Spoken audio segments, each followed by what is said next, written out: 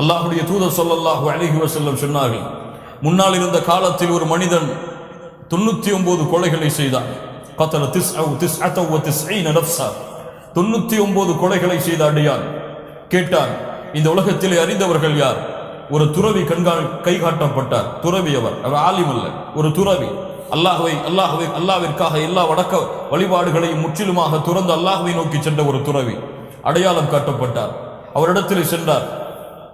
அறிஞரே, துறவி அவர்களே, 99 கொலைகளை செய்து விட்டேன். அல்லாஹ் ரப்புல் ஆலமீன் என்னுடைய கொலைகளுக்குரிய பாவ மன்னிப்பை அல்லாஹ் வழங்குவானா? என்னை அல்லாஹ் ஏற்றுக்கொள்வானா? அவன் 99 உயிர்களை கொலை செய்யவில்லை, 99 குடும்பங்களை கொலை செய்திருந்தான். அவ்வளவு பேரையும் அனாதையாக்கிவிட்டு, அவ்வளவு குழந்தைகளையும் தாகத்திலே தவிக்க வைத்து விட்டு ஒரு துறவி இடத்திலே வந்து கேட்கிறான், அல்லாஹ் என்னுடைய பாவத்தை மன்னிப்பானா? அந்த துறவி சொன்னார், அல்லாஹ் ரப்புல் ஆலமீன் பாவத்தை மன்னிக்க மாட்டான். 99 கொலைகள், இவ்வளவு பெரிய கொடிய குற்றத்தை செய்த உன்னை எப்படி அல்லாஹ் மன்னிப்பான் என்று கோபப்பட்டார். அவனும் கோபப்பட்டு அந்த துறவியை கொலை செய்து 100ஆக தன்னுடைய கொலையை முடித்தான். மறுபடியும் அவனுடைய உள்ளம் தேடுகிறது, எப்படியாவது இந்த பாவத்திலிருந்து வெளியே வந்து அல்லாஹ்வை நோக்கி செல்ல வேண்டும் என்ற ஆசை அவனை தூண்டுகிறது. கொலை செய்து விட்ட என்ற காரணத்திற்காக அவன் அல்லாஹ் என்னை மன்னிக்க மாட்டான், நரகவாதிதான் என்று உட்காரவில்லை. எப்படியாவது இந்த பாவத்திலிருந்து திரும்பி அல்லாஹ்வை நோக்கி சென்று இந்த பாவங்கள் மன்னிக்கப்பட வேண்டும் என்பதை விரும்பி தேடி சென்றான். வேறு யாராவது இருக்கிறார்களா இந்த ஊரில்? இன்னொரு துறவி அடையாளம் காட்டப்பட்டார். சென்றார் அவரிடத்திலே, ஹல்லி மின் தௌபா, அல்லாஹ்விடத்திலே எனக்கு தௌபா இருக்கிறதா? 100 கொலைகளை செய்து விட்டேன். 100 கொலைகளை செய்த இப்படி பெரிய பாவிக்கு அல்லாஹ் மன்னிப்பை வழங்குவானா? அந்த துறவி சொன்னார், கவலைப்படாதே, பயம் கொள்ளாதே, அல்லாஹ் உன்னையும் மன்னிப்பான். அல்லாஹ்வுடைய கருணைக்கு முன்னால் உன்னுடைய கொலைகள் எல்லாம் பெரிய பாவம் அல்ல.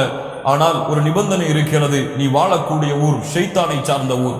இந்த ஊரை விட்டு நீ விலகிச் சென்று அல்லாஹ்வை வணங்கக்கூடிய அடியார்கள் ஒரு ஊரில் இருக்கிறார்கள், அவர்களோடு சேர்ந்து வணக்க வழிபாட்டை செய்கின்ற அந்த துறவி அறிவுரை கூறுகிறார். அல்லாஹ்விடத்திலே பாவங்கள் மன்னிக்கப்பட வேண்டும் என்ற ஆசை கொண்ட இந்த 99 அல்லது 100 கொலைகளை செய்த இந்த பாவி கிளம்பி செல்கிறான். அந்த துறவி கூறியது போல அந்த ஊரை தேடி. அல்லாஹ்வுடைய விதி முந்துகிறது.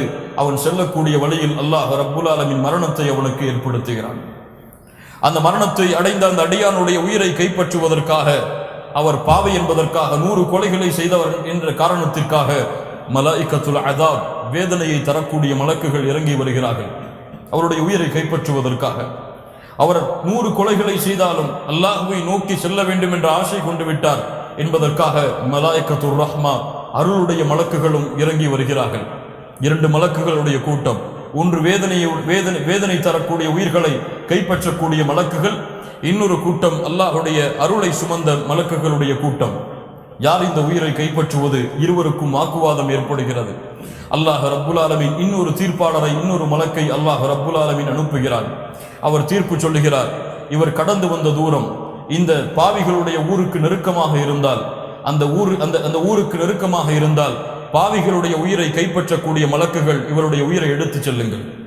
இவருடைய உயிர் நல்லவர்கள், இவர் அடைய இருந்த நல்லவர்களுடைய ஊருக்கு நெருக்கமாக இருந்தால் இவரை நல்லவர்களுடைய மலக்குகள், நல்ல உயிர்களை கைப்பற்றக்கூடிய மலக்குகள் எடுத்துச் செல்லுங்கள்.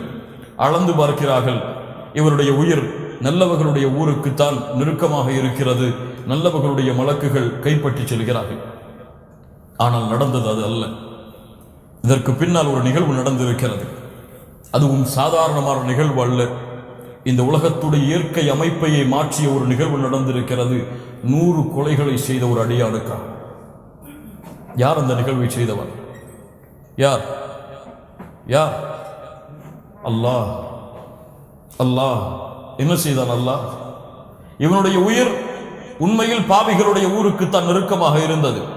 ஆனால் தன்னை நோக்கி வந்த அடியான், தன்னை எதிர்பார்த்து நடந்த அடியான், இந்த பாவங்கள் மன்னிக்கப்பட வேண்டும் என்ற காரணத்திற்காக சொந்த ஊரை விட்டும் துறந்து இன்னொரு ஊரை தேடிச் சென்ற இந்த அடியான் என்னை நோக்கி வந்த காரணத்தால் இவனை ஒருபோதும் வேதனையுடைய மலக்குகள் இவன் உயிரை கைப்பற்றுவதை நான் விடமாட்டேன் என்று அல்லாஹ் ரப்புல் ஆலமீன் பூமியுடைய இயற்கை அமைப்பையே மாற்றினான்.